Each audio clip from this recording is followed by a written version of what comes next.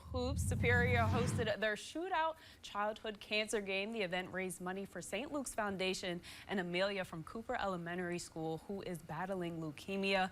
The opponents for tonight's game were the Raiders from Hudson.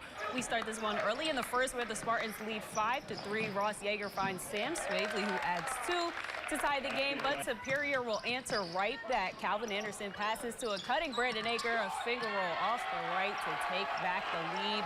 Spartans playing well on both sides of the ball, though. Anderson gets the steal. Then you know when there's space, an opportunity like this, you know it's coming. He brings it down with 2 hands. Superior up 11-5.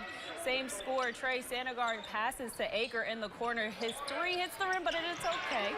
Drew Eisel gets the rebound, and Aker gets another chance. This time it's cash. He drains it to put Superior up 14-5. Spartans keep it going from there. They defeat the Raiders 54-40 to improve to 10-3 on the season. Now it's